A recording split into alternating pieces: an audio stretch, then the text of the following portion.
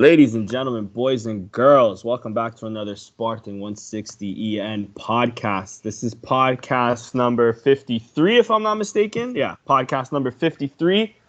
Coming off a disappointing loss, coming off a chaotic transfer deadline day. And we got a lot to talk about. So let's get straight into the panel, starting off with Christian. How you doing, bro? I am pretty rattled, confused, I would say, are the two main adjectives I'd describe how I'm feeling right now. I don't really know what to expect going forward, but if this was a reality TV show, we'd be getting pretty good ratings. Everything's going to plan. Sack the coach. Signed a disciplinary issue rapper.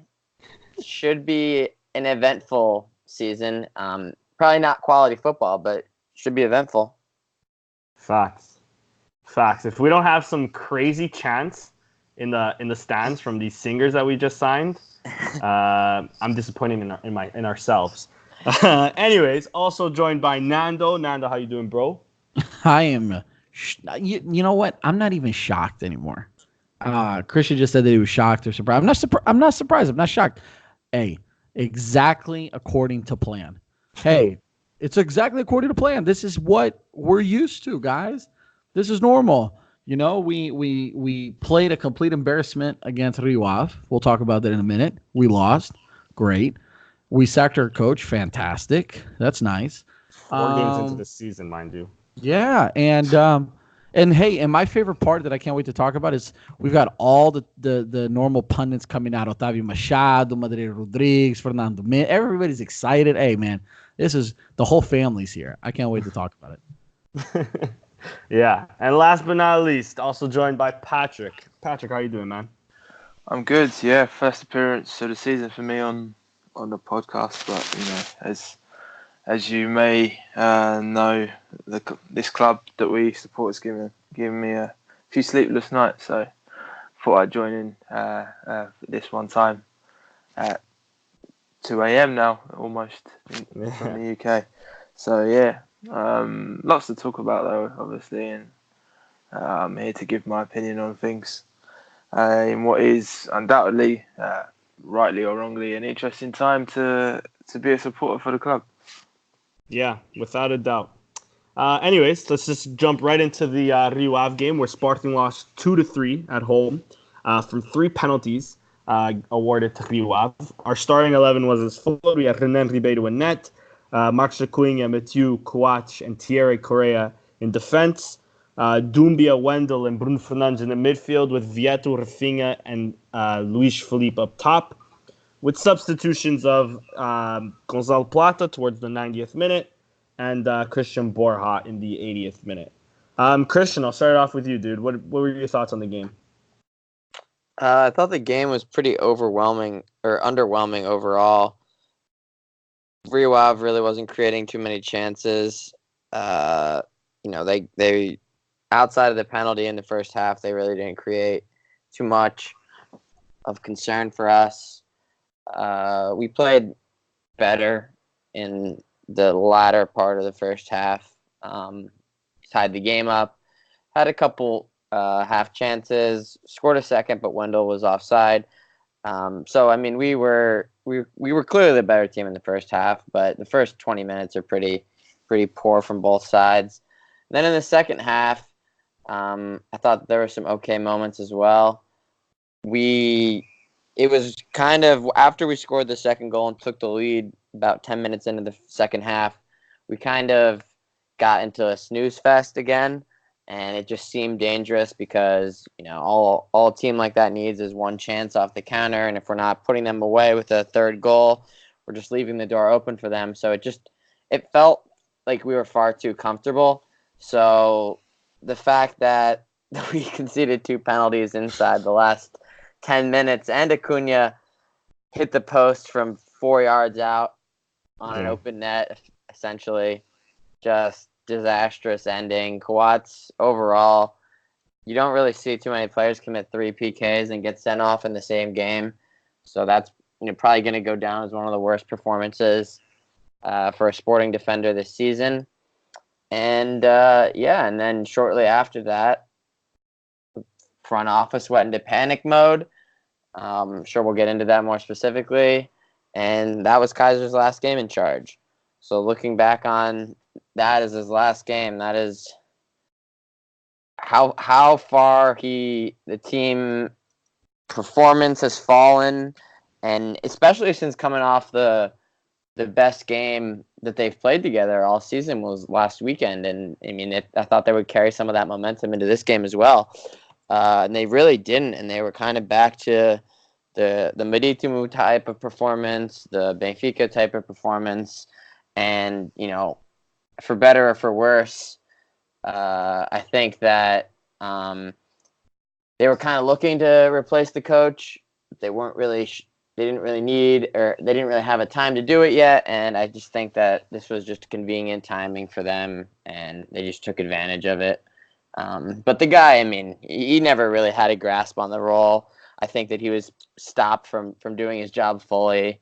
Yeah. I mean, he was set up to fail. The guy never had a chance. So, I mean, I don't think he's a bad coach. I just think that this was, a poor situation for him to come into. Yeah, agreed. Nando, I'll throw it off to you. Just what are your thoughts on the game before we really dive into the 3 penalties? Yeah, man. Unfortunately, I didn't get a chance to watch the game. I followed it somewhat via the radio, and then obviously just kind of reading along. But a couple things that stand out to me. I'm big on stats, and stats don't tell the whole story, but they're a big indicator of what happened there. I mean, if you look at the stats for the game, the whole game we had 9 shots, only 5 were on target. That's pretty abysmal, especially playing at home. Rio Ave finished the game with more possession. I mean, that's not a huge indicator of them, because we played better in the first half, and then they obviously, the team that's losing tends to take more possession again. But the clear thing to take from that is that Sporting under Keizer, and obviously he's not our coach anymore, and we'll get to that in the next topic, but we have been giving opponents the possession all season long. And we've been doing that even before the end of last season. So once again, we're up. Once again, we play defensively. And once again, we hope to save and salvage the win. Against Braga, we kind of got lucky that we managed to win. Against Rio Ave, we didn't. When we played away against, who was it that we just beat 3-1, Portuguese? We also tended to, even though that was our best game, give them possession and hope that we just manage the game. A clear problem with him has been the fact that we don't do subs. We don't know when to do subs, and we haven't had the right subs in. And again, Sporting paid the price, and we lost the game.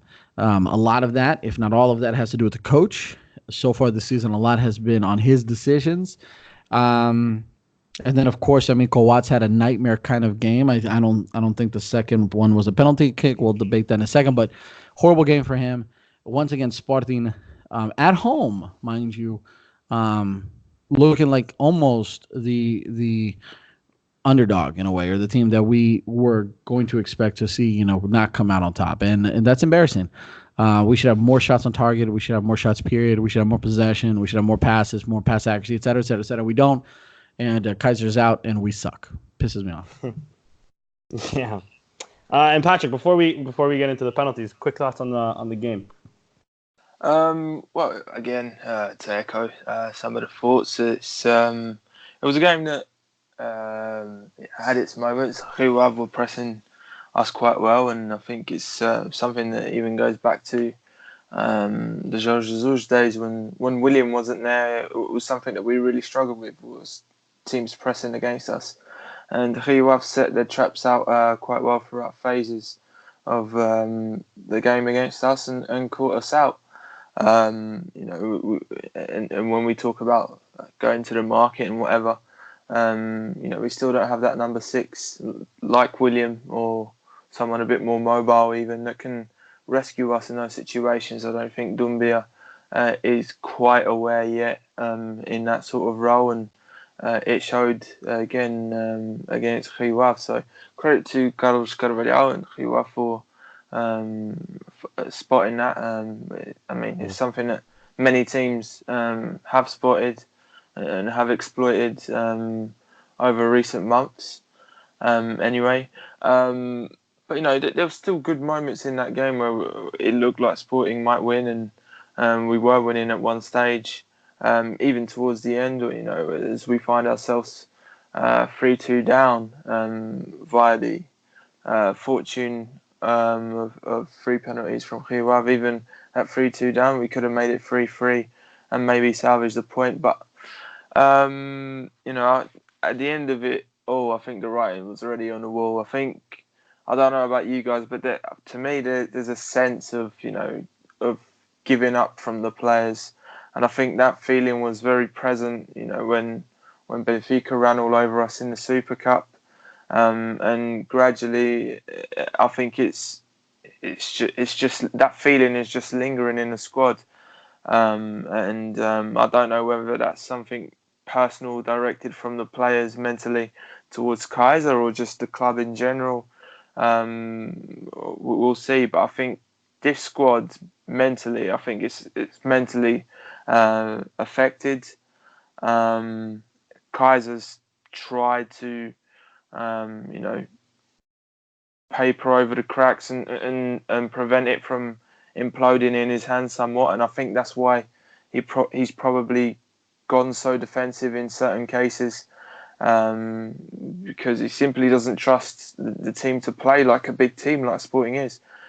He's trying to find ways to protect his team, protect the result, and even that's not worked for him.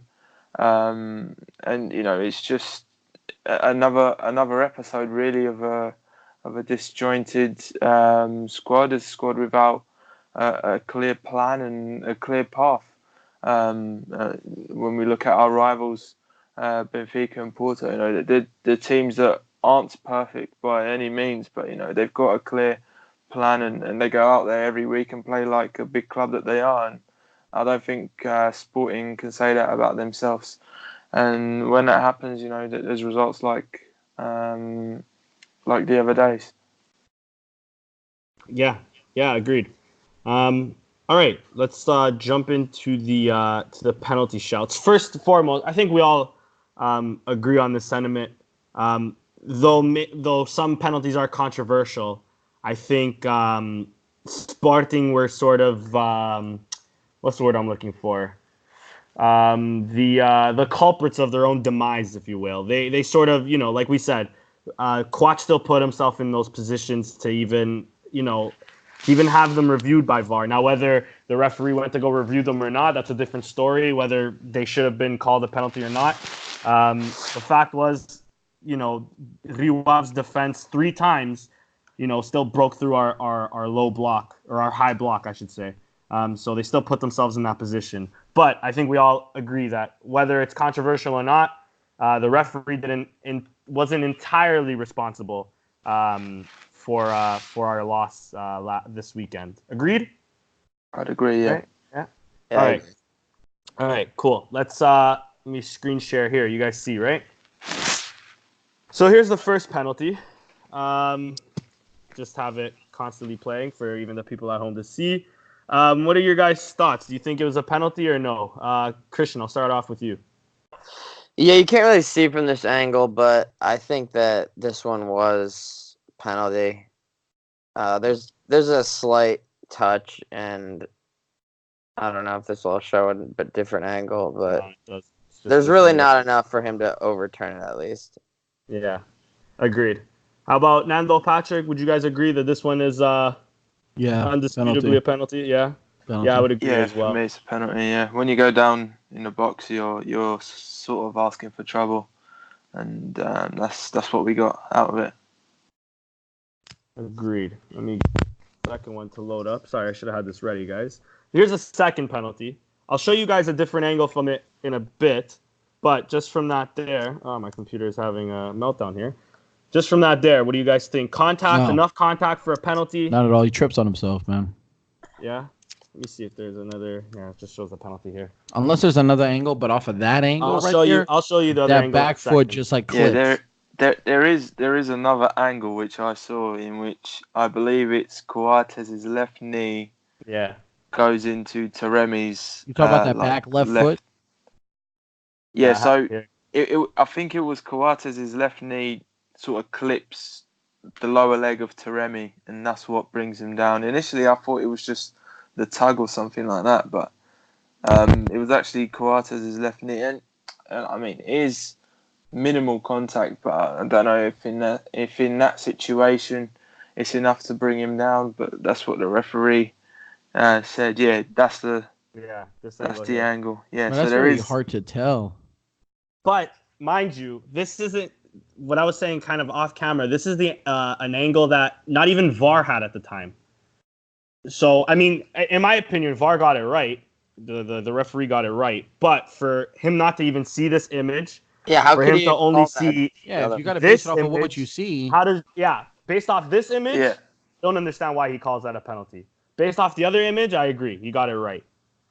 But, I mean, because even this looks like...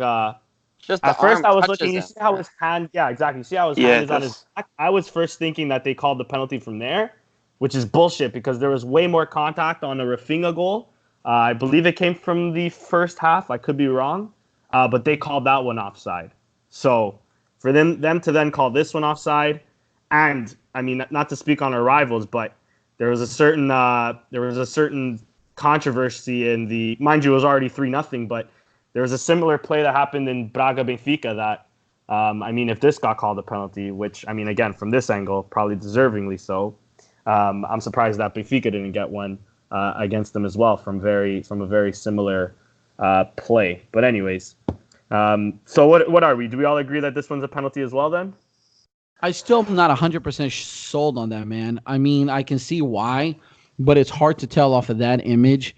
Because like Coates' leg makes no change. Like you would assume that if you hit him, even at the slightest contact, that his leg would change its momentum of some form. But that dude's leg, the other angle again. just has a weird ass like kick to it. Like, and you can even see him like sort of like stretch out his back leg as well. Yeah, like right there. Hold on, right there when he kicks. See how he kind of leaves his leg behind? Yeah, exactly. It just seems real odd. Like almost as like he forces that own trip. Coates is looking at the ball too. Yeah, exactly. Can't see his head in that. And see, Coates' leg comes around and nothing changes, just running in motion. I don't know. I'm still saying that's not a penalty because even if he has the other angle, you're supposed to look at that and have undisputable evidence, and that's not undisputable. Yeah. It's still not a penalty to me. Of course, now he calls it a penalty on the pitch. So now, I mean, if we're basing off of like American football or whatever, then you got to have undisputable evidence to overturn it. But I'm assuming they have to do similar, and I still don't think there's undisputable evidence there. Yeah, it has to be clear, obvious error. If anything, he touches his jersey a little bit at the end there, but that's not enough to make him fall anyways. See how he kind of tugs his shirt there with his right arm? He's sort of already jumping at that point when he finally does touch him on his back. See, like right there with that, just a little bit. But yeah, I don't think that's a penalty, man. That's a reach, man.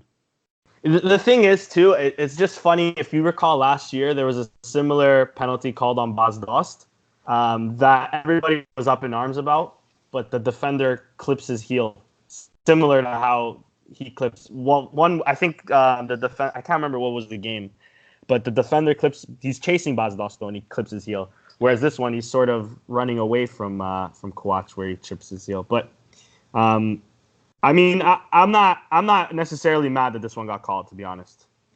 That's just my opinion on it. But I also feel the frustration of it being called, especially like we said, they didn't get the first image, or that second image that I just showed on Twitter. So it's kind of ridiculous. And then this is the third one where I don't think this one should be a penalty. One, you sort of see him touching the ball first. It's sort of the follow through, and even still, he doesn't really touch the defender like that. I mean, no, he really doesn't. And there's shouts of it being outside the box too. I'm hoping that this shows more of an angle to it, but V Sports is kind of lame. Let's see if there's a better angle after here. Just the goal.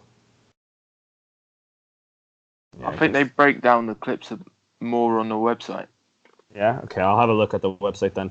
But anyways, what do you guys think on this image for now, at least, until I find another one?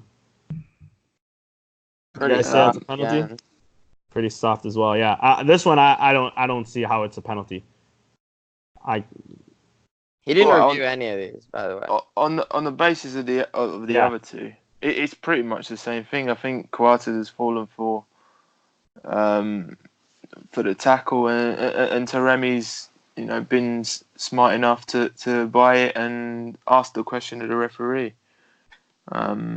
So again, I think it falls into that category where obviously you can see why it's been given, but is it really enough?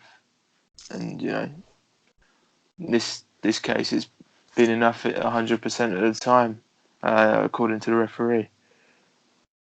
Yeah, and like Christian said just like a bit ago, he didn't even review it, he didn't review any of them. Yeah, any, which is ridiculous. Here, hopefully this one has better angles of it. 53 seconds, so I think a bit longer. What was this one? Oh, never mind. It's the same shit. Yeah. Never mind. Yeah, so this is really all we're working with then. But yeah, I'd agree with you guys. I don't think this one's not. This one, he even makes a meal out of it. But like I said in the beginning, I think we were still, we still didn't play good enough to even warrant a win. We missed a lot of chances, like you guys mentioned. Acuna hit the post. Wendell was offside. And then a BS non-call on Rafinha. Let me see if that one actually shows on the V Sports. Yeah, I think that last penalty is also very telling of just the craziness, the madness that's going on in the backline. I mean, as much as you can criticise Coates for, going in for the tackles and conceding 3 penalties, I mean, he's left all alone there. With a player bearing in on goal, there's no organisation at the back at all, and that's been a massive concern. And I think partially why Keizer's been so keen sometimes to just say, you know what, let's defend this lead or draw that we have sometimes, because defensively sometimes we look so poor. It's like a completely different to what we had under Jesus, for example, where there was like a very strong degree of organisation. There seems to be nothing going on at all. Keizer hasn't been able to, he hasn't been able to get his ideas across in that department. Yeah, no, agreed. And like you even see here, like they're trying to play him off or something. Like you see them sort of even backing off a bit there. I mean, look at where Mathieu is, for example. Yeah, exactly. He's over there in the midfield. And that's a picture that we see, that I see quite often. And I know Mathieu loves to bomb on as well, so that isn't helpful either. Coates isn't the quickest. Yeah. I mean, they both have those sprints in them. Even Coates likes to, if I'm not mistaken, he also had one this game too, where he just likes to bomb forward. Here's also the thing. Like even then, I think it's still outside the box of foul, but even I guess that's debatable. The ball is in the box. We don't really exactly see the contact, but even still, I think we'd all agree. I think that third one is a little iffy. But anyways, jumping on to the last thing of this game before talking about the chaos that ensued yesterday and today. There's a lot of hate on Coates due to this game. Definitely not his best game. We've definitely seen Coates more consistent before than he has been so far, this season and even spurts of last season. Do you think that Coates is past it, and more importantly, do you think that this onslaught of hate is deserved on Coates? Nando, I'll start that one off with you, dude. Hey, man, you guys were accidentally on low volume. Can you repeat that question for me real quick, bud? Yeah, just if you think the hate that Coates got over the weekend, especially from this game, is justified, and do you think we've seen the best of Coates? No, I don't think we've necessarily seen the best of Coates. I think that we've talked about it and touched on this subject a lot so far this season, but I think the team continues to show an abysmal conditioning at this point of the season. Okay, like we're talking 4 games in thus far.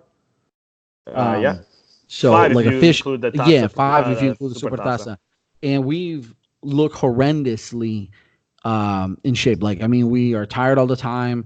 When you're talking at guys like Mateus, who's an older guy, or even Kowats, who's not old, but he's no spring chicken. Like, at the same time, no, man. I think they're not quite justified. I think he's had moments that Kowats has always been a very aggressive defender. Kowats has always been very. We talked about it just a moment ago. He likes to just push up. Many times during the game, he had a really nice pass earlier that game to the right wing that he generated himself and kind of stretched out to get the ball up. I forget who it was, if it was Rafinha out there or something. But no, I don't think we've seen the best of Kowats. But I think that's right now he's been a bit unfortunate. A lot of these challenges that we just analyzed are very close. A lot of times they don't get called. If they were not to get called, I mean, would we be having this conversation about Kowats? I don't think so.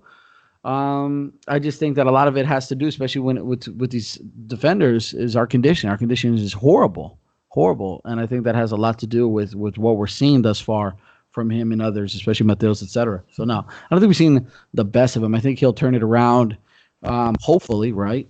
As we would hope that the rest of the team would turn it around. But no, man, I think they're not quite justified. Yeah, and I agree with you. I think not justified at all. I think Kowats is still our better defender. Maybe you can say Mathieu. It's either or between the two of them. Kowats would still be a great miss if we sold him this transfer window, like rumored at times. I also just want to bring you guys back to one more thing that I pulled up, but I just completely forgot to mention because my memory is just horrible at times. It's this Rafinha potential PK shout. What do you guys think on that? Slight contact. This does have a slightly better angle. Give it just a second. Slight shove in the back. Yeah. He's onside, which you see here. It's just this angle's not the greatest. You still see a little shove there, but personally, I think it's a little weak. Like, you see that shove there, but it is a little weak. I think that's weak as hell, man. That's not a penalty. Yeah, it could throw him off. England, it's not. Mind you, like I see this. This is the only angle that sort of like throws me off a bit. Only because you see him trying to get the first touch perfectly, but then he sort of, I don't know, he makes a meal of that. Never mind. What's sad is that that's what our league has turned into. You know what I'm saying?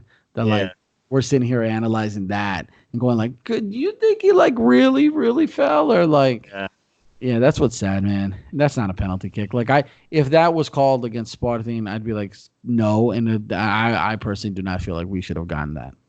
Yeah, I agree. Especially after seeing all of this. Yeah, he makes a meal out of it.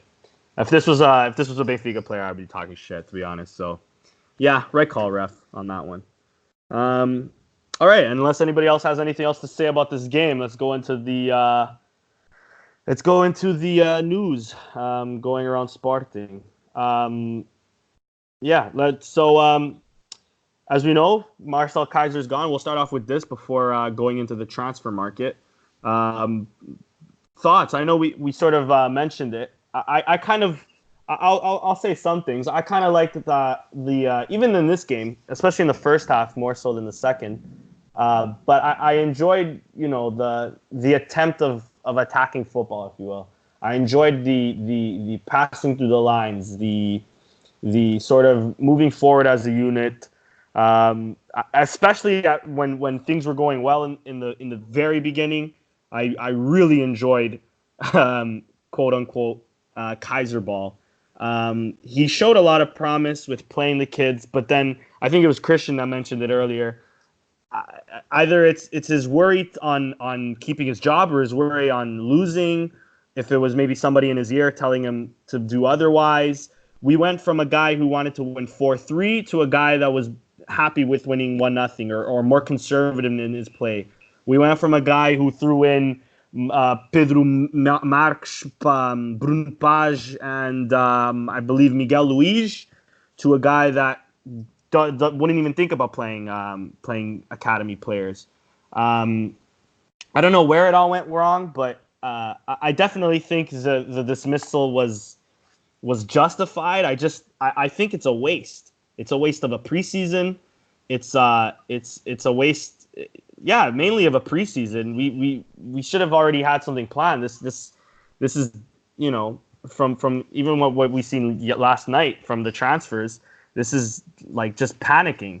We didn't even panic this much when Pizarro first had his first international break, and I believe we tied against I don't know who it was now, but we even dropped points. Varandas was even a little too afraid to make a move then. So it kind of shocked. To me, it at least came as a surprise. I thought Varandas would at least stick by his man with that for at least one more international break. I don't know if you guys agree with me or not. What are your thoughts on Keizer leaving? Christian, I'll start it off with you. Yeah, I mean, it kind of sucks just because could have happened a lot earlier. I mean, it seemed like they had made a commitment to him, and then to sack him now doesn't really make any sense. It sucks to lose Bazdos, obviously, and maybe a new coach coming in would have been able to better, get him back to his old form. But now he's pretty much just gone for chump change, so that kind of sucks too. It doesn't really. I'm not, sold on Lionel Ponce being the coach full time. Obviously, they think that if they just hire the coach of the B team, that he just becomes Bruno Lage, but that's not really how that works exactly. And there's actually a much greater chance of that not happening than it happening. So it's just that you can see that they're really not playing 3D chess, and everyone else is playing checkers. You can see everything that's happened in the past couple of days is just like, oh shit, our hair's on fire. We got to do this. We got to do that. Like, oh shit, we need to sign someone. Let's just like sign these has-beens on loan to like check the box. Oh, we like need a new coach, so we'll just fire this one and then hire the under-23 coach, and then he'll just become Bruno Lage. It's just like it's so obvious to see what their thinking is, and the past like 24 hours have really like cemented in my mind that they really don't have a clue, and I think the Sharks are starting to circle as well. And the Sharks are mostly also just opportunistic pricks, but they're nonetheless that they do smell blood in the water, and I don't know if this guy makes it through his entire tenure of his presidency. Yeah, as of right now, I'd be very shocked if he does. But I think it all depends on also where we finish this season. Patrick, I'll throw it off to you next. Thoughts on Keizer leaving? Well, to be honest, part of me thinks better now, or better late than never, shall I say? We have wasted. Pre-season, and I think even this season's in jeopardy already. Just 4 games in, but in terms of preparation, we almost have to do it all again. And I don't blame Keizer entirely, although I do feel like his football, after a certain period, became very dull and very, very lifeless, and essentially it was going to take us nowhere. I think we would have had these kinds of performances littered across our season, right through until the end of his contract. I really didn't see where he was taking the club anymore. It was a completely different approach to what we first envisioned when he arrived. I think it sort of happened after game against Vitória Guimarães, and he sort of just went, hold on, these guys have caught on to me almost, and let me change things a bit, and that's where he became way more conservative than what we thought we were going to see, and that, initially when he arrived, that was very exciting and very appealing. I always thought, Keizer was a low-key name, and I thought, like, even if he didn't last at Sporting, I thought like he would be the manager who would at least lay down a model, lay down a route for this new Sporting, which would be to play attractive football and to, almost like Ajax and Barcelona, to to push players through playing the same kind of football that from the under-23s down to the juniors.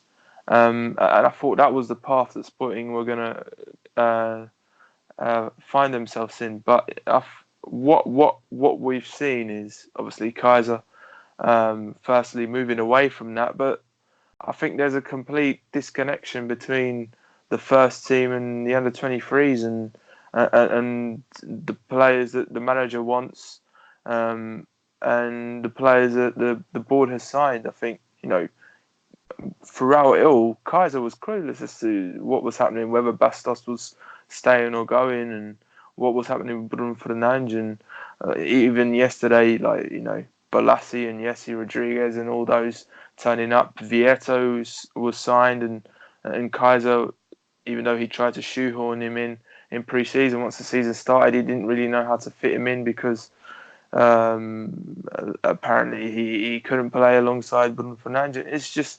It was just a mess. It was very confusing, and even if Keizer did have a clear idea and he was still playing the football that we love to see at the start of his tenure, I think it would have gone wrong for him, and it could probably go wrong for anyone else that comes in. I think what the board are looking for is a yes man sort of manager, a manager just takes in the players that are signed and makes things work, makes things stick. Essentially, I'm not really sure.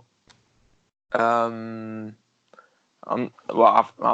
positive that the boards, they aren't playing their role correctly and they're making some bad moves in the market, etc. So I think that's very complicated for Sporting to deal with, and what we have is a very confusing squad to look at moving forward. So whoever comes in has a huge job on their hands. It's a massive puzzle to put together, and I'm not really sure, what Sporting can do with this squad. I'm thinking third at best, but Guimarães and Braga look very good, even for Malicão and Rio Ave. So I dread to think of what could happen. But there are some decent players still in the squad, obviously, and Bruno Fernandes has the quality that he has. So you would think that at best we can maybe do something like finish third or whatever. But it's even then, we shouldn't be here thinking, we should hopefully hang on to third. We should be thinking, let's go for the title and whatnot. But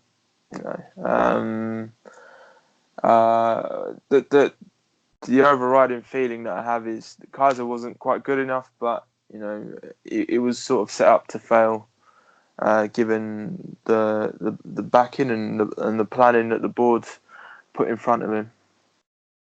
Yeah, agreed. And Nando, last but not least, what are your thoughts on Keizer's departure?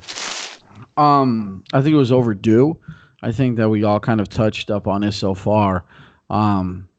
Everybody's kind of have the general impression that like Patrick just said, he's a yes man. The board has wanted a yes man. It's more than evident with his posture, with the way Keizer interacted with the Portuguese press. He was the complete opposite of Jorge Jesus, obviously. But I think it was overdue, man. I think that we spent now several podcasts talking about how poorly the preseason has been managed, how poorly the preseason was planned, how we're still scratching our heads about who we just brought in on the final day of the market, about who's left, about who was transferred out. And you have to ask yourself, did Keizer have absolutely any role in this? I 100% feel like he hasn't, or he didn't, or very, very small percentage in any of what decisions were made. He showed us some promising football early last year, but I think that was more a product of a change of scenery and a change of just a new breath of air. And that kind of fizzled down pretty quickly. He started showing moments during end of last season and this year where He was very reluctant to make changes that left most fans scratching their heads. Very defensive mindset, very poor substitutions. And I don't even think that has to do with the players that we have on the bench, because a lot of the players on the bench, we would all probably here today agree that could have been subbed in, should have been subbed in, and deserved to be subbed in multiple instances. So I think he lost a control of the team, of the players, not in a way that Jorge Jesus did, but in a way that I think can't compete to win the title. Um, but there was something important that I don't know if you guys read, but I was actually just rereading here a moment ago. Varandas today talked a little bit, or gave an interview. I don't know if it was to Ujogo, but at least I'm reading on Ujogo, and he kind of described his reasoning for choosing Keizer, and how he felt that Keizer essentially gave him the feeling that it was the coach with the least risks possible, the guy that was the safest bet, mostly because of just how well and soft-spoken he was. But more importantly, about how Varandas, and then we can talk about him in another topic, but how he kind of takes that opportunity to try to almost defend his logic and his reasoning for choosing a guy like Keizer. And he kind of starts to say, like, guys like Uvian and Betu have all done a wonderful job and blah, blah, blah.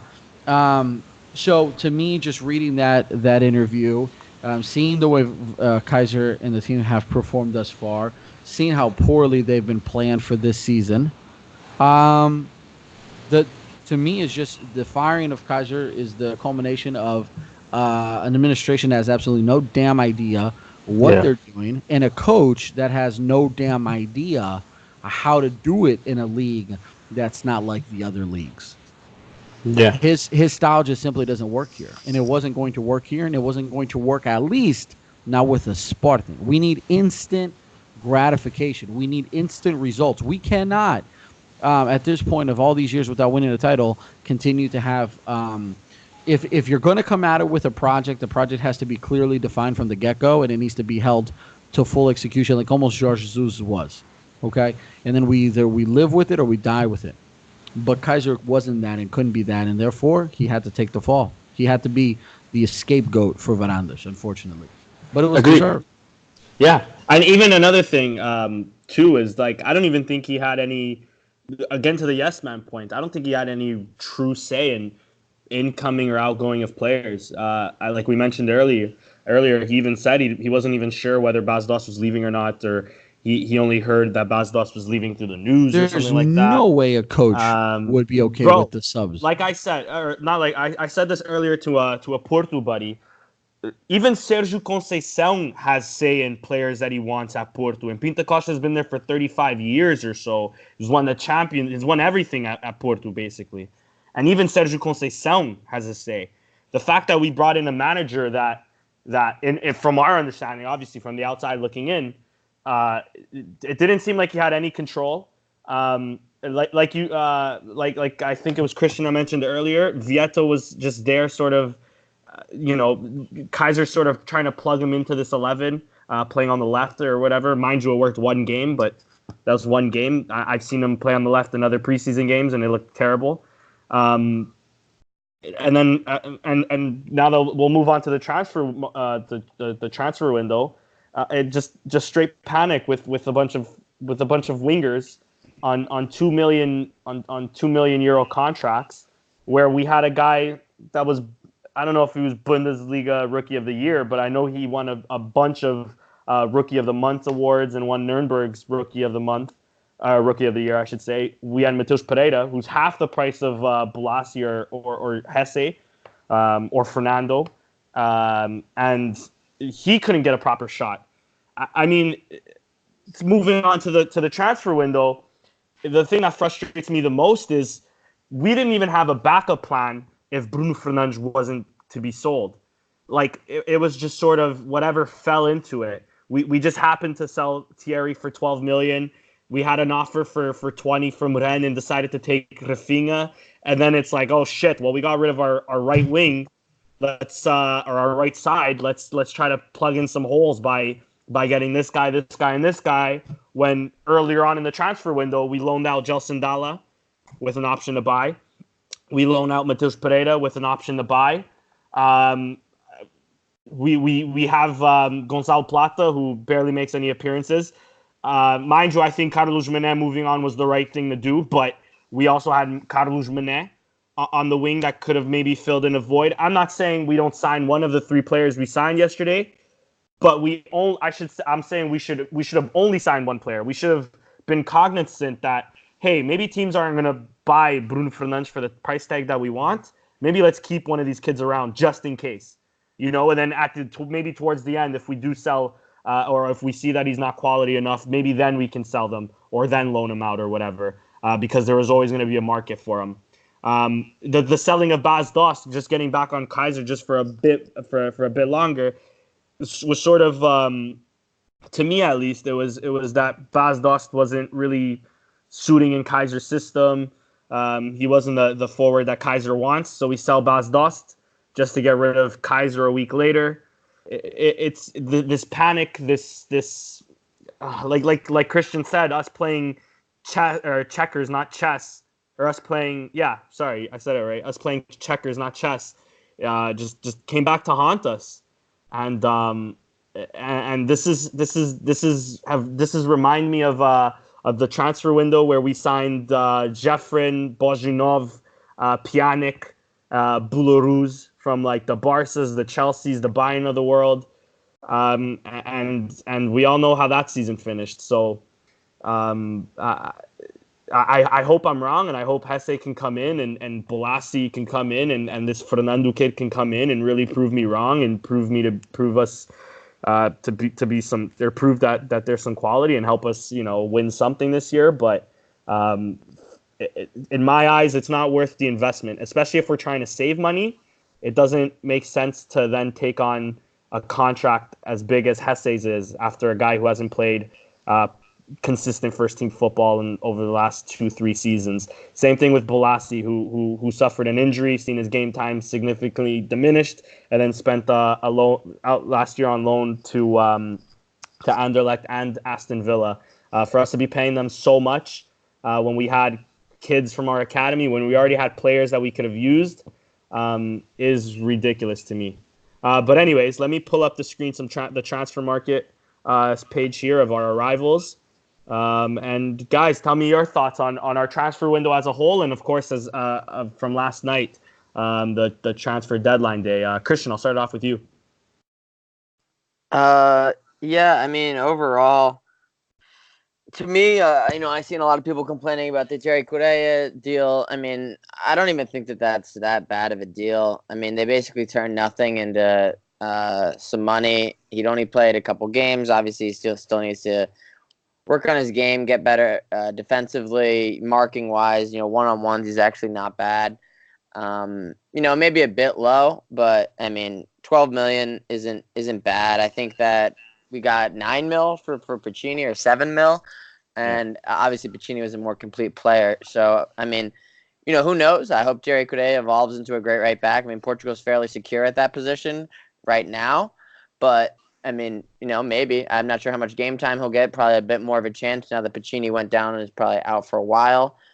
But, it's not the worst thing in the world, and it was a position where we did have some more options. Gaspar obviously gone as well, so it's basically Rostovsky and Rosier. Yeah, so we haven't seen him play really at all, but he basically has to hit now. We spent a lot of money on him, so we basically have to hit with him. Which is scary because he is coming off an injury. So and Ristovsky, from my knowledge, is still injured. So it's a big risk. Hopefully he's ready. Yeah, I mean, I know Camacho bitched about it in the past, playing outside back, but yeah, could be his way into the squad. What scares me? Our next game is against Boavista, and I have a gut feeling that our right back is going to be Thiago Ilotti. Or a back three. Yeah, I mean, I have no idea. We do have an extra week for recovery, so I think that'll probably be a close call with Rostovsky, but at the same time, I mean, he hasn't played all season. I don't know if he's ready to just go the full 90, Exactly. Yeah, I mean, other than that, it's a clusterfuck. Eduardo, haven't been super impressed. Keizer loved him for his shitty park the bus tactics. New manager, we'll see what he makes of him. Camacho, still yet to play at all.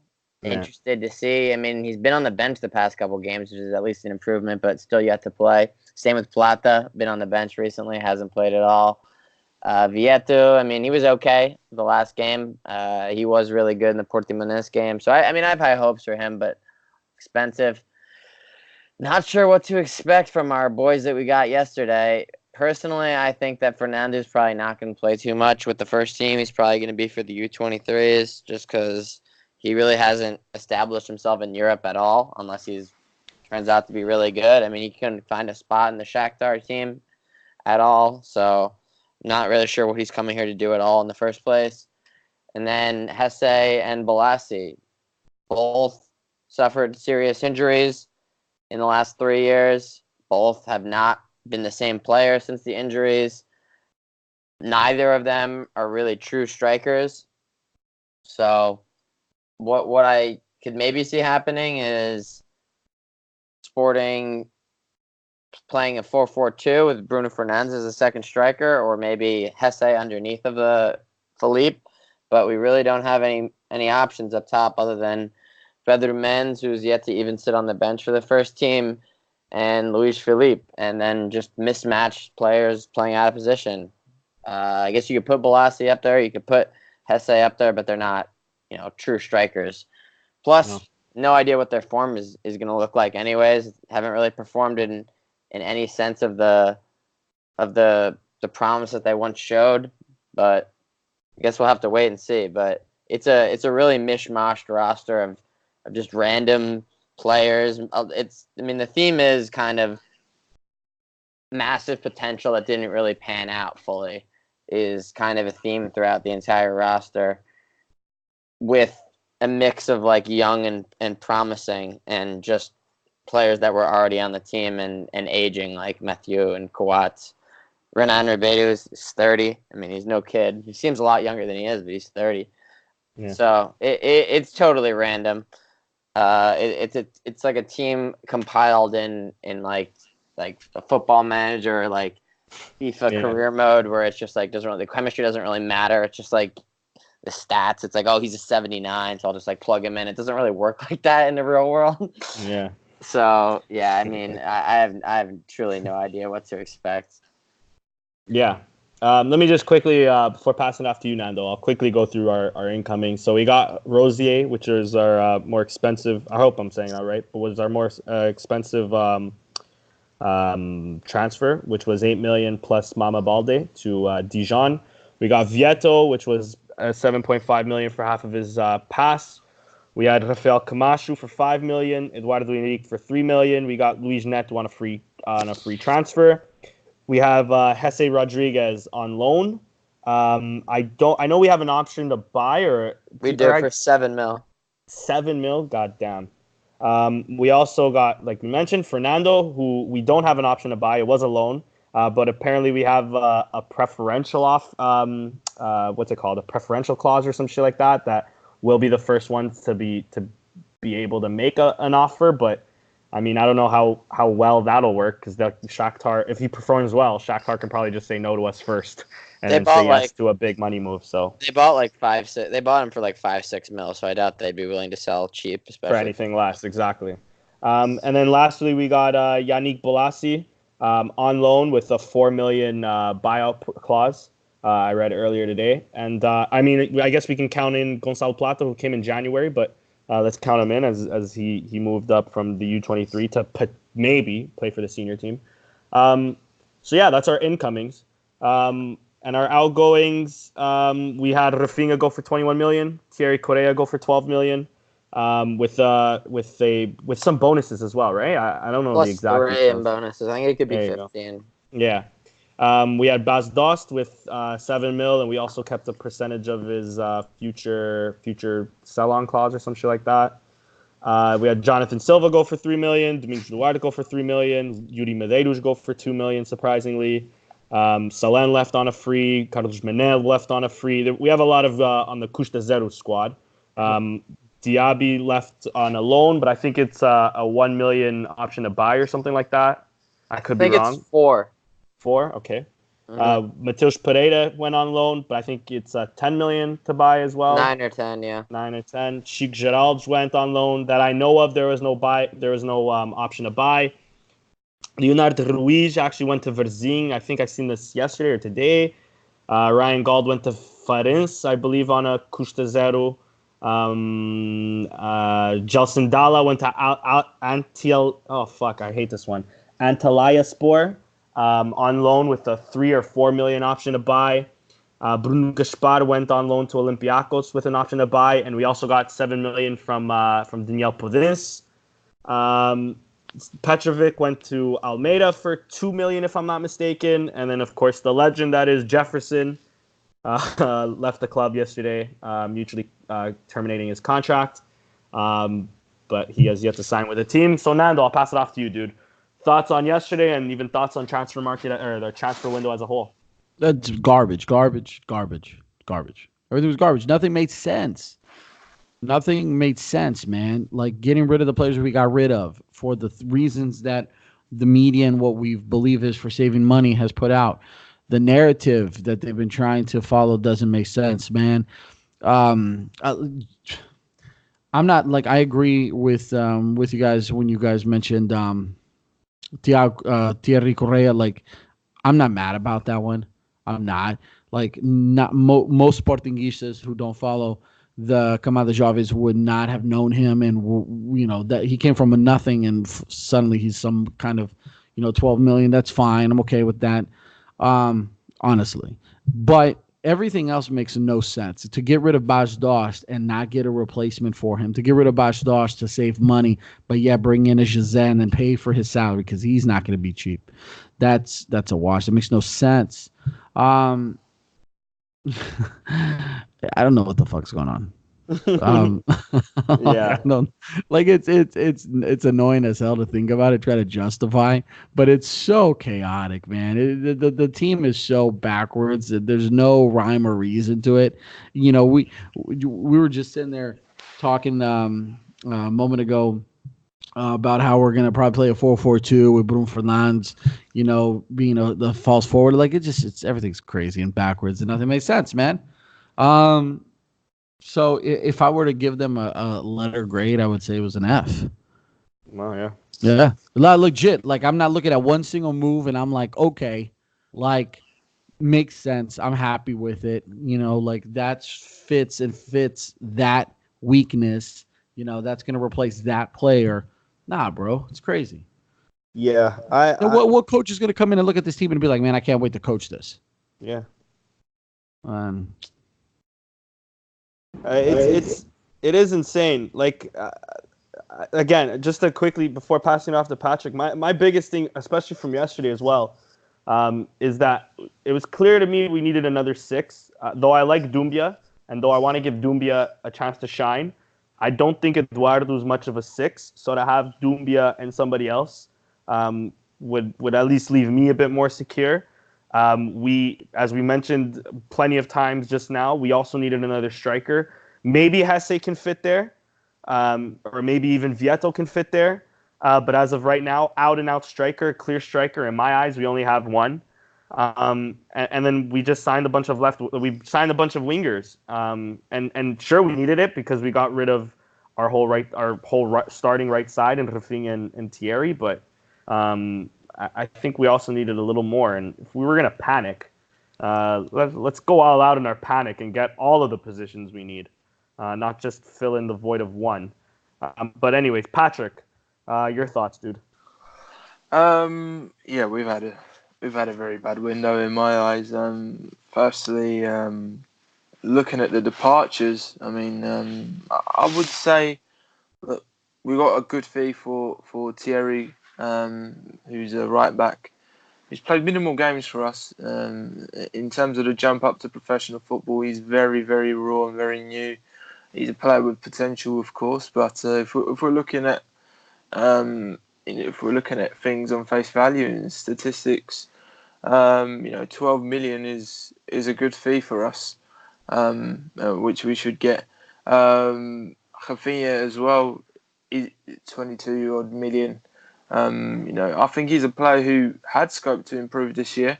But even then, I think 20 odd million, it is a fair deal, and I think we get, we can become a little bit more comfortable with our finances in that aspect. Which, by the way, I think we're all in the dark in terms of what Sporting's financial health is. We have no clue, and I think Varandas and his board certainly owe it to the Sporting fans to clarify this once and for all, because a lot of that rides on the strategy in the transfer market as well, and we don't know what the hell's going on. We don't know if the club really needs this money or if they don't. We've heard many times that they're okay and they've got the loan from Apollo and whatever. But here we are trying to make ends meet by selling Rafinha with no plan B, by selling Bastos for as little as 7 million for no plan B, and then reverting back to blaming him for wanting to leave back in May. And again, that just makes us look even more stupid for not having a backup plan for when we do sell Dost. Who's his replacement? I think that's the worst thing. We don't have a replacement for Dost. We don't have a replacement for Rafinha. Or better, we do, but we probably loaned him out to West Brom in Mateus Pereira. And we'll see what Gonçalo Plata can do, but obviously it would have been nice to have had two players vying for that position in on the right, because I think a lot of we don't really have a classic inside forward, do we? From the right, Camacho is a winger if he's to play on the right. Jovan Cabral is also a winger if he's to play on the right. We don't really have that inside forward, that role that Rafinha was undertaking, other than Plata. And on the flip side to that, we obviously let go a few players on frees, which to me just seems like quite lazy. Like, even if you're getting $1 million or $2 million for those players, Sporting. Let's not beat around the bush. Every single Portuguese club in this, every Portuguese team, the finances aren't good. So we need to make sure we're making the very best of every situation. You can't just let players go on frees. You have to find every way possible to get some kind of fee. That doesn't matter whether you're freeing up wages. You need like some sort of money coming in, and I just feel like it's very poor to have let go so many players on frees, and then obviously claim that the situation of the club financially isn't the greatest. That just doesn't make sense to me at all. Like, players like André Pinto, I think Petrovic left on a free, Carlos Mané. They're players that between them you should be getting at least £5 to £10 million or euros. Just quickly on that, the only thing that also pisses me off from the Salem, Mané, and Pinto deal is that they all left on a free and they had clubs waiting on them. Like, Carlos Mané went right away to Rio Ave. Salem went right away to Stade Rennes. Pinto went right away to Al Fateh in Saudi Arabia. That's, like you said, that's just lazy. Like, come on, get something out of these guys. But anyways, go ahead. You still free up the contract. You still free up the salary anyways. You get a fee. It's not like the salary. You still have to pay the salary. Exactly. You can still flip that. Yeah, you're exactly right there. A bit closer to what we experienced yesterday. Again, the signings just don't make sense for the players that we've lost.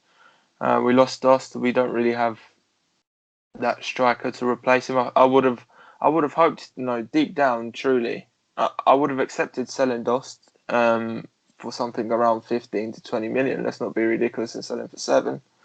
But I would have liked Sporting to have let Dost go and upgraded him with a striker that would be capable of offering different things. Someone a bit more complete. Someone who can run in behind, someone who can hold the ball up and do all of that. Similar to some of the strikers that our rivals have. They're far more complete than what we have. I think that was an important move for us to make if we wanted to compete. But we never did that, and by the looks of things, we never even looked at a striker that could offer us that sort of those sorts of attributes.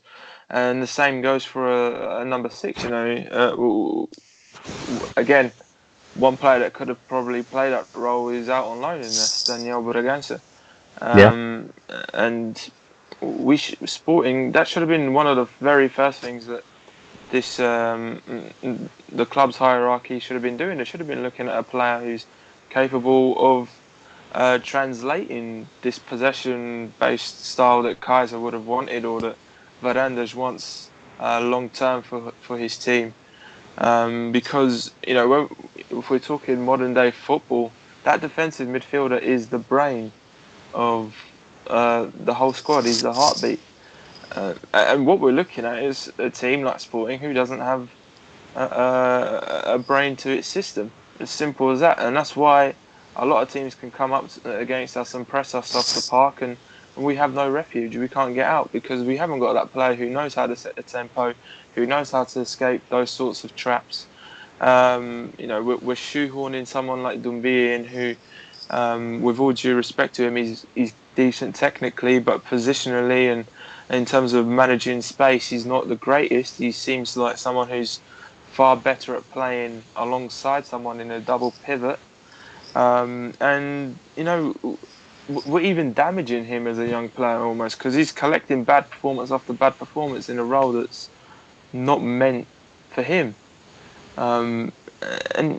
Just the whole planning behind this season, it's just been really poor. I'm lost for words sometimes just thinking about it, but it's not a good look for us at all. We've definitely made a mess out of it. Yeah, listen, I couldn't agree more. I liked what Nando did earlier, so I'm gonna ask the two of you guys, and I'll also chime in. Letter grade on our transfer window as a whole. Christian, I'll start off with you. D. D, and for you, Patrick. It's in between a D minus and an E plus, something around that region, because it's especially after yesterday. Bringing in Yessi, Balassi, Fernando. I've never even heard of Fernando. But Balassi and Yessi, although we know that they're good players, there's talent in there. But nobody's seen that talent for 3-4 years. And we've already got someone in the team that's like that, and that's Vieto.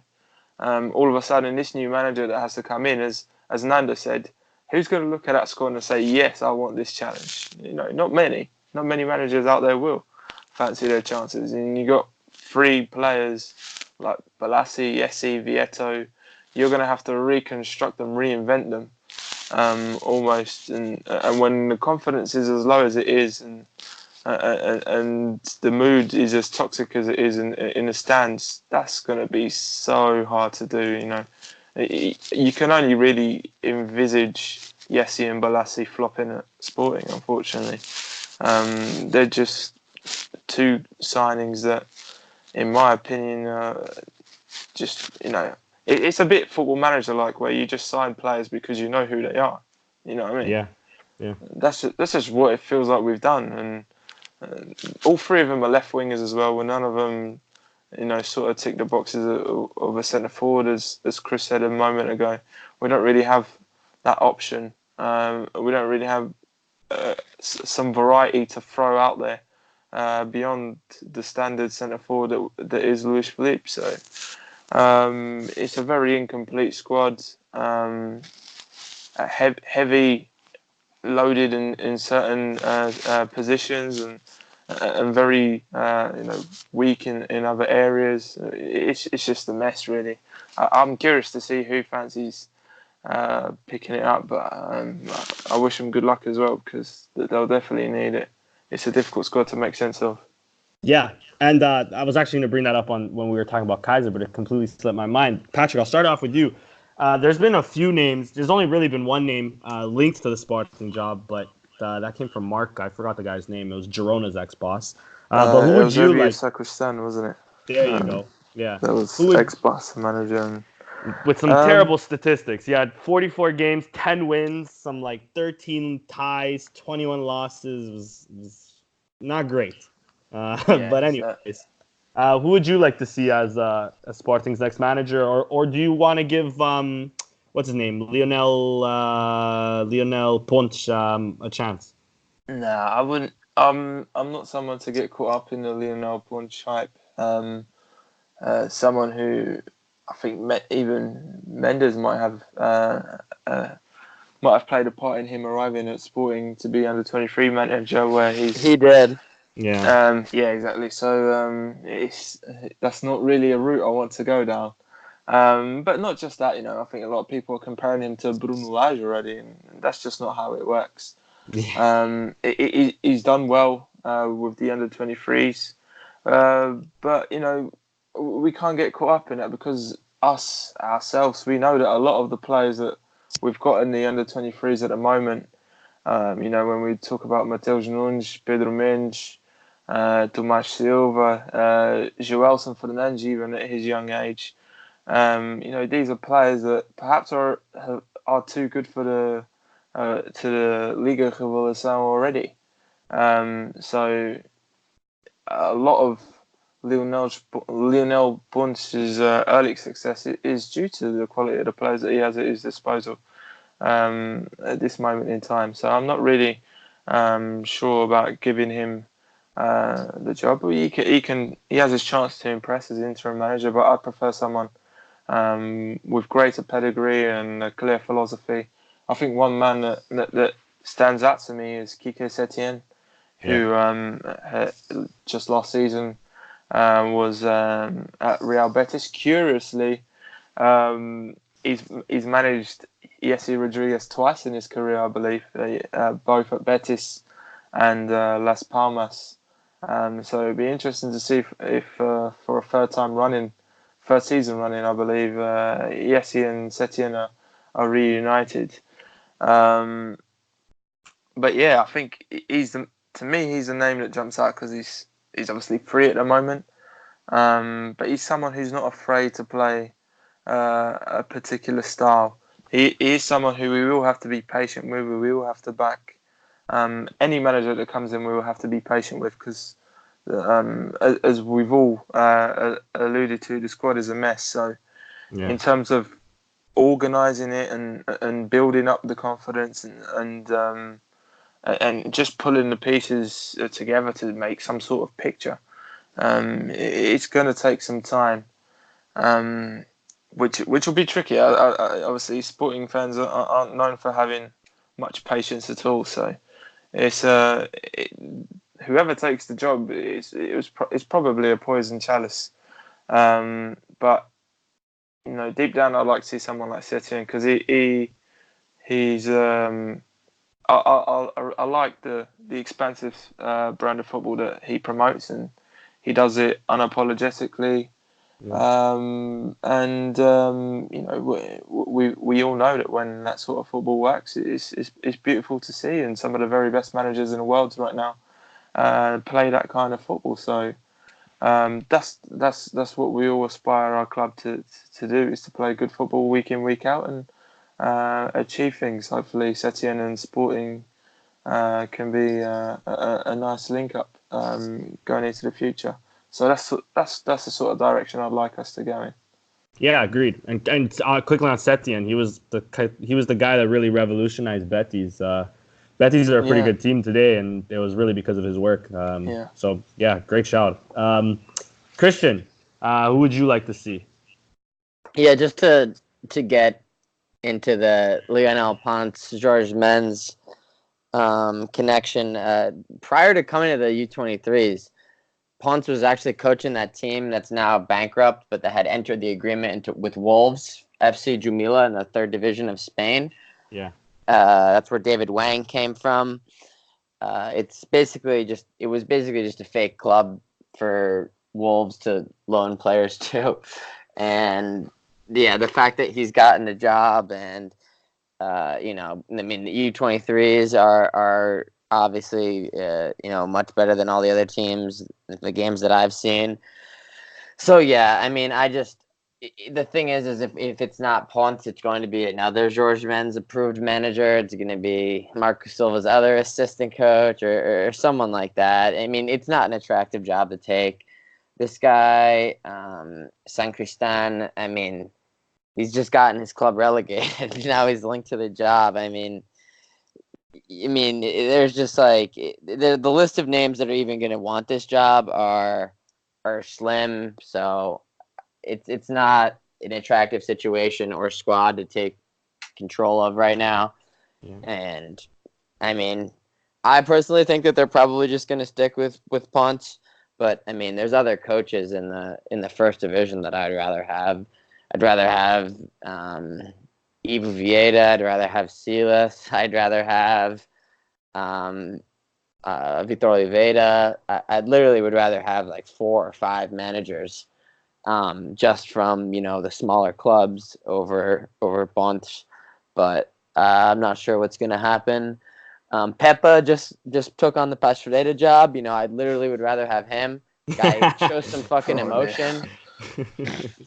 I mean, my standards are incredibly low, but I mean, we should be able to find someone who's at least kept his team in the top flight. Yeah. There's a good chance. There's a good chance he'll be a Portuguese manager this time as well. Yeah, maybe after the Keizer experience. Yeah, agreed. There might even be a good chance that Petit comes in to help us avoid relegation. or Scolari just got sacked from Bowl managers. You never know. He was linked first time round, wasn't he? So yeah, he was. If he didn't take the job last time, he's definitely not going to take it this time. Because if anything, it arguably got less attractive, and the whole squad rescinded last time. So yeah. Nando, last but not least, any names that you'd want to come take over Sporting? Man, honestly, I don't have any care for who comes over, man. As long as it's somebody who's not a yes man, it's somebody who can take control of the ship, right the ship, and just kind of be very direct and very straightforward with what he needs to succeed at Sporting, to be very frank with the president, and someone who hopefully has some form of track record in some club, some form of historical success. Winning would be ideal. A lot of people joked around on Twitter about the Jose Mourinho's and the Arsene Wenger's and all these people that are obviously never going to come to Sporting. If we're cutting costs, man, we'll probably like rent them out for like an hour a month for like scouting purposes, and that's it. And maybe they'll consider us. But like we need somebody who, unfortunately, is just not going to come to Sporting because of the way the presidency is set in place and what they're looking for in a manager. So I guess I'm mostly speaking out of like what my dream coach would be, man. But as long as they come in and they know what they want, they're okay with speaking their mind. They're okay with hopefully taking on this hell of a challenge. And they're willing and wanting to take on this challenge, not so much because of how much we'll pay and stuff like that, and to pad their resume, then they're fine in my book, man. Because right now, honestly, I'm not optimistic at all. I'm not going to lie. Yeah, I am not either. I'm just going to leave one image on the screen. Hopefully, Verandas, you're watching. Because I want 2 things to happen from this. One, if you can oh, no, what's going on? Oh, man. Well, it was a Jose Mourinho picture. There it is. 1, bring back these tracksuits because they're fucking gorgeous. And 2, since you're saving salaries and all of that shit, bring my boy home. Anyways, let me go into the modalidades before going into the Twitter questions. So for the Trofeo Stromp, I should say, in handball, the men's team won 38-17 against Stubal. And the Seniors Campeonato Handball 1, we beat Boa Hora 29-23. In Atletismo, I cannot pronounce this guy's name, Abdelmalik. He got gold medal. Let's see, where's the let's see the futsal. I know they did I know the futsal team beat Benfica 6-2. Was that this weekend or was it last weekend? Now I can't remember. It was this weekend, right? Can you guys hear me? Yeah. I'm muted. Yeah, that was on Friday. The It was futsal. on Friday. Okay, yeah. We beat Benfica 6-2 on the Supertaça, which is a big win. The Sub-23, the under-23s, beat Famalicão 5-1 this weekend with Lionel Ponte. So, I mean, there's some optimism there, but I agree with everything you guys just said. Not really looking forward to that or hoping he stays. In futsal, Sporting beat Beira-Mar 9-0, São João 7-0. Yeah, that's pretty much it. It's just still preseason and stuff.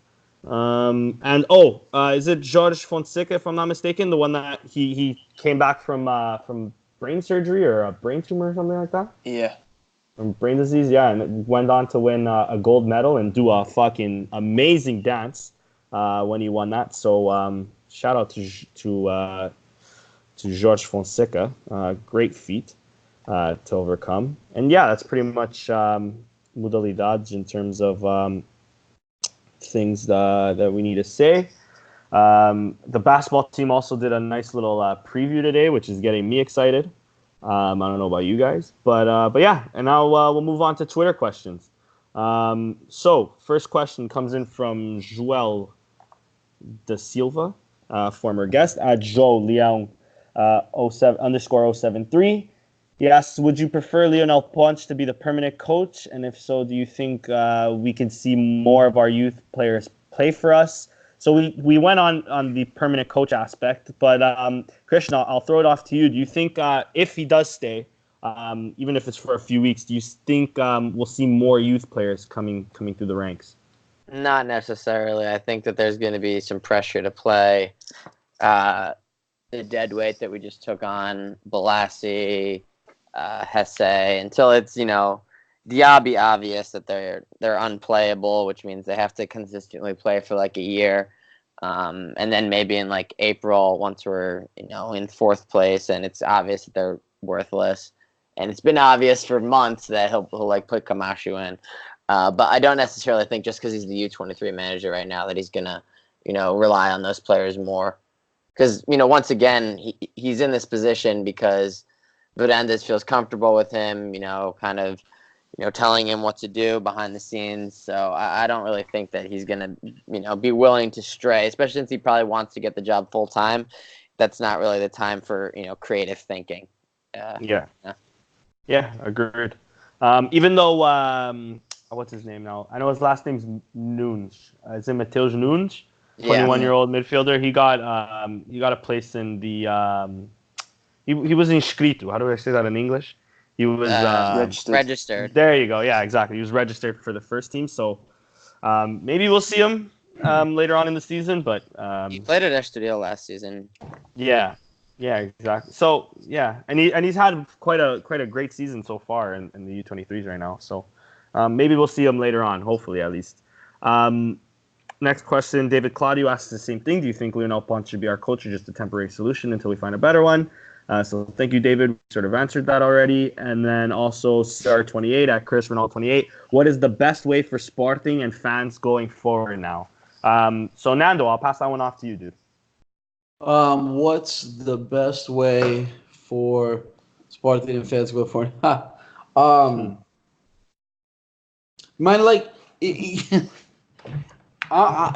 in a very fucking radical mode right now. You know what I mean? Like, for me right now, I'm saying you ready for revolution, bro? Yeah, bro. Fuck shit, you know what I'm saying? Like, I'm not trying to cuss on here, but like destroy everything, start from the bottom. Hit these fuckers where it hurts, which is their wallets, man. Make Sporting worth shit in the market. I could care less. They would quickly get their hell out of there, and we'll start young, fresh, and rise from the ashes. It'll take a while, but it'll be fun and it'll be worth it. But reasonably thinking and stuff like that, we can't be that radical.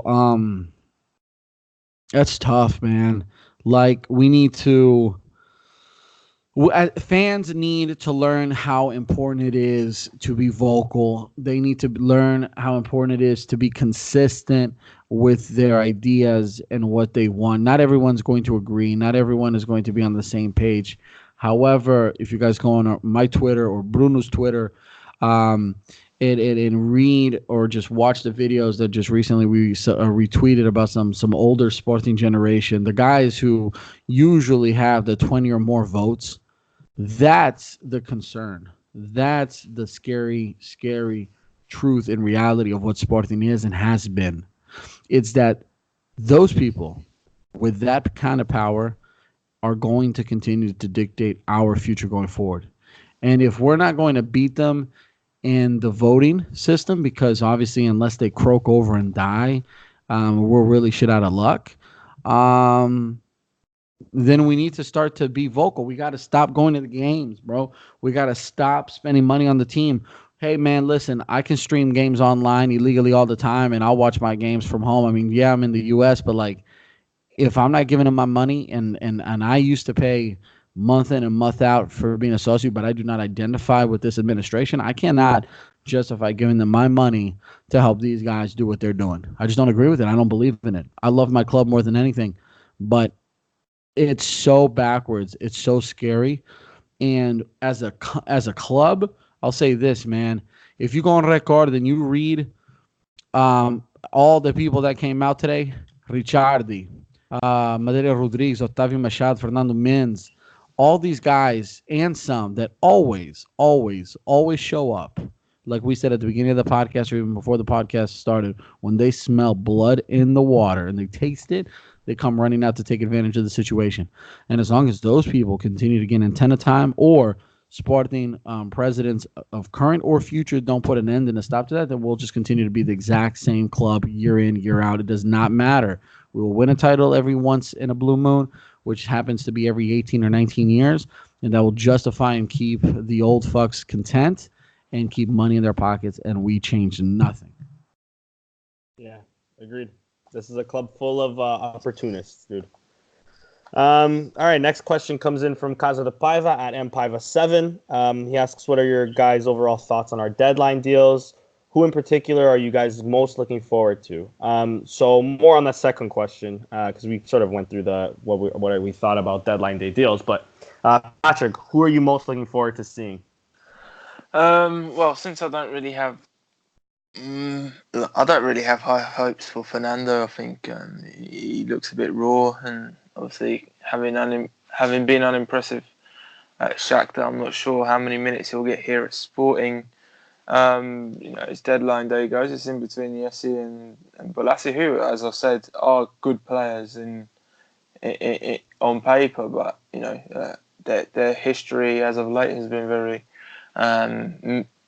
more missed than hit. So, we don't have a great deal to choose from. I would lean more towards Bolasie because he's a player who I think is capable of getting the fans off their seat at his best. We haven't seen his best for years, but on his day he can do that. He's a very tricky player, and I'd say he's someone who at his best will probably take you back to the days of like a Ricardo Quaresma doing all those fancy skills down the left flank, and he's a player who obviously possesses a great deal of pace, and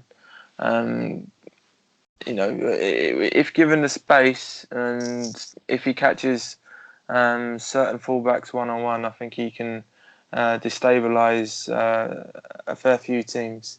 But it goes down to that thing again.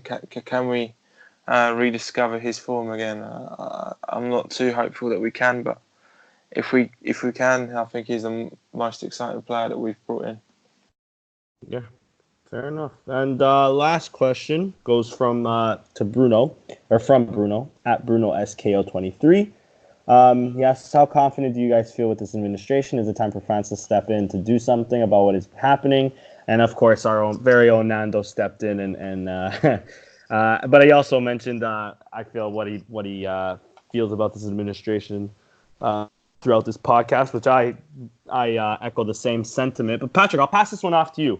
How do you specifically feel about this administration? And do you think it's time for France to step up, or do you think we should still wait it out and still give Verenda's not a chance, but let him do his work?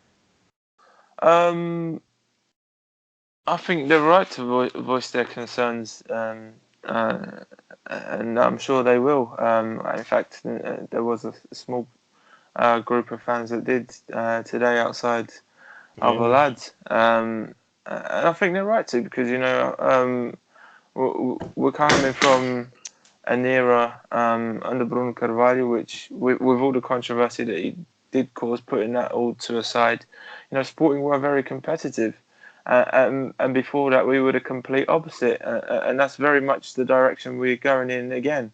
It is not being competitive and making bad decision after bad decision. I think that's what we're seeing right now at Sporting, and before it gets any worse, I'm sure many fans will say, hold on, this is unacceptable. And along with that, as you say, there's lots of people that are paying attention. People that are running for presidency last year, I'm sure will also put pressure on Varandas, the likes of Ricciardi, the likes of Benedetto. And so, I think, it could be a very tender moment for Varandas, and for what he plans and to bring to Sporting. I don't think he's as comfortable as he would like to be. But yeah, to revert back to the general question, do I think fans are right to voice their concerns and bring that sort of energy to the pitch? It can be a difficult environment for the team to live with, but ultimately, it might be the only way out in terms of what's right or wrong for the team. I don't think Varandas is leading the club in an exemplary manner. I think he's making the wrong choices. So, if any other fan feels that that's the case and he's taking the club down a completely wrong route, then they have every right to voice their concerns. Yeah, agreed. Next comment comes in from Depressed Lion at John No Lion. He says, I was there, and the players' attitude, they probably already knew some stuff that would happen this week, showing a picture of him at Alvalade, or of his view at Alvalade. So thank you for your picture and comment, John, or João. We really appreciate it. And then the last comment comes in from João Leão at the Portuguese SCP. He says, on a scale of 1 to 10, how fucked are we? On a more serious note, what should Sporting's plan be to move forward? Should we get a manager that youth, as it seems Sporting has given up on giving the young players a chance on the first team? Christian, I'll give that last question off to you, dude. On a scale of 1 to 10, how fucked are we? 7. We're 7? Oh, that's not bad. I was expecting higher. Yeah, I mean 7's pretty bad though. Yeah, it is. It's pretty up there. Yeah. Yeah. So 7, I'd say we're about a 7. We were probably at like a 9 in May of 2018. So yeah, maybe a 7.5. But yeah, not good. And what manager should we get? A manager that believes in the youth? Yeah, I mean, I think that'd be great. Rafinha's gone. I mean, the obvious replacement is Gonzalo Plata. Just give the kid a chance. But now I have a feeling that we're gonna have to deal with Hesse, on that wing, and obviously the answer on the other side is either with Diaby gone, is either Vieto or maybe Camacho getting a chance. But now there's another on loan player that's just gonna take up some minutes. Get more of a benefit of the doubt type of in terms of his like adaptation into the squad. So, I mean, it's frustrating. There really isn't an end in sight, I don't think, but I would like to see some of the younger players get a chance because we don't have anything to lose. And I think that sooner rather than later, Pedro Mendes is going to get a chance just because there's literally no one else in the system. You can try to play Vieto up there. You can try to play Yannick Bolasie up there. But, I mean, at the end of the day, none of them are strikers. And I think Pedro Mendes might get his chance just because there's literally no one else. So, yeah. I mean, he's been banging in goals, so I'd love to see him. But Did Pedro Mendes get registered? I was just about to ask that, too. I don't think he did. Because is there like a certain date? I think for him there needs to be, because he's not the same thing with Noon. Since he came from Estoril, he's not a part of our academy. Yeah, So it's not like we can have him as like homegrown or whatever. Yeah, exactly. So I think he needed to be if he wanted to be a part of the senior squad. We'd have to wait until January again. Yeah, I would assume so. If he wasn't registered, but I don't think he was. Well, Viviano was registered. Out of nowhere. He's not going to play, obviously. Yeah, definitely not. Definitely. What a trooper. Yeah, for real. I'm surprised his contract wasn't rescinded. I thought for sure they would get rid of him for free. He's probably they've probably gone to him and offered it to let him go, but he's probably been a bit of a problem, a bit of a headache for him, because obviously for what they did last year, they sent him out straight away, didn't they? So yeah. Well, they sent him out in January. He just sat on his ass for 6 months first. True. Yeah. Did we pay for him, or did he come on a free? We paid for him, We right? paid for him, and he still makes like $1.5 million a year. We're still paying him. Yeah, he's on a healthy contract. Yeah. That's crazy. That's crazy, because there was murmurs of like Torino and Spal and some other Fiorentina and stuff too. They wanted him. Yeah, the interest is there. I mean, I don't really think we're very good negotiators and sellers of our assets, because I mean, I think any other club in Portugal manages to sell Bruno Fernandes for solid money, apart from us.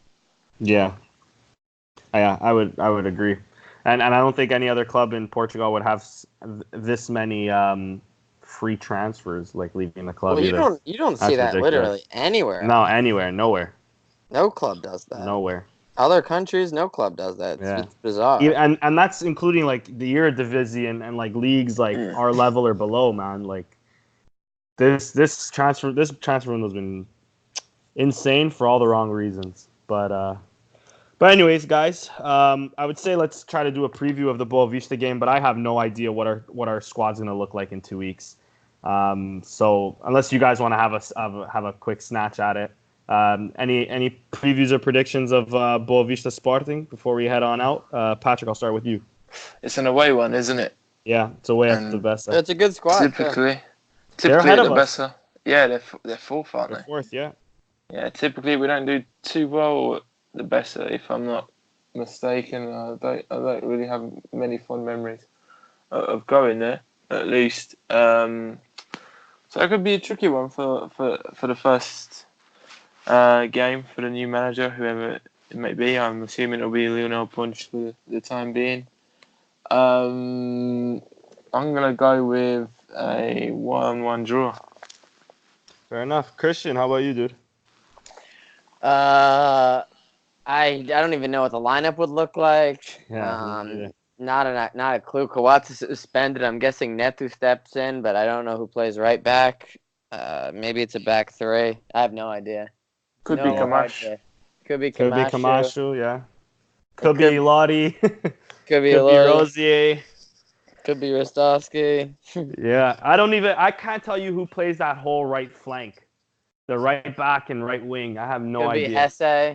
I think both of them will start on the wing. Felipe up top, Balassi on the left, and maybe Balassi doesn't start because of Vieto, but it's possible. I think that at least one of them starts. Maybe Hesse starts on the right. Yeah. Should be a baptism of fire against Boa Vista. Yeah. 2-1 Boa Vista. 2-1 Boa Vista. Nando? Oh, God, we're not going to win. Damn. A tie. Yeah, I'll agree with Patrick. 1-1. Yeah. I just can't. I honestly, we can't be how can you be optimistic, right? We were pretty optimistic just one short week ago. God, I don't even know if we were truly that optimistic. I think we were all just like scared. You know what I mean? Like just kind of like always very like full of reservation in the hopes that like this is not a joke. And then we always get hit back to reality. I'm gonna say a tie, man. Yeah, 1-1. I'll be the optimistic one. I'll say we snatch a 1-0 win or something and paper over the cracks. And then you think that everything is golden again. Exactly, and then the Farandas That's even fanboys will worse than say, everything else. I hate that. God, that's Yeah. You live and die by week in this league. so frustrating. yeah, 100%. Anyways, guys, thanks for joining me on another great podcast. I know we were trying to do a bit shorter of an episode, but it was impossible with everything that went on in the last few days to do a short podcast. So I hope everybody listening at home enjoys it.